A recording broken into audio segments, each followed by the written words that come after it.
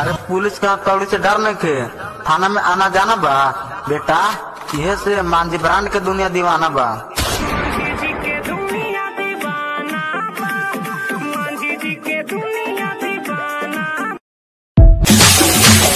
अरे मांझी के जातिया छावड़ा हुआ है लीडर, अरे भूया के जातिया छावड़ा हुआ है लीडर, ज्यादा चिल्लाई भी तो कर दे तो मर्डर।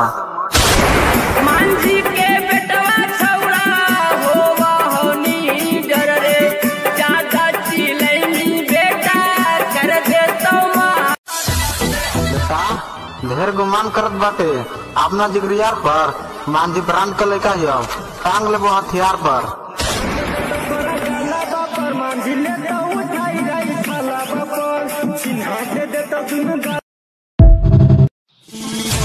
अरे खिलौना सुना है गोली बंदूक से खेलते हैं बेटा, हम मांझी ब्रांड का लेकर हैं, इसलिए बचपन से रंगदारी करते हैं।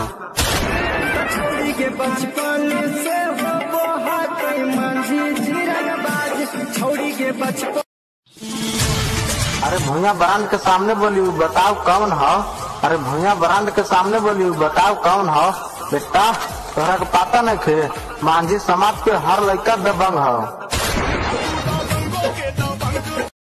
आगे जब लाठी लेके खड़ा हो जैतो मंझानवा, आगे जब लाठी लेके खड़ा हो जैतो मंझानवा, करे जा कुछ न कर पाता झारखंड यूपी बिहार के थानवा।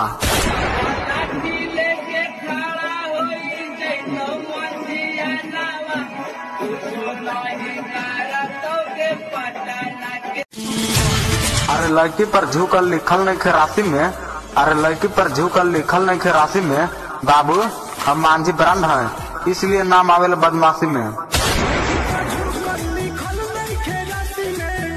हम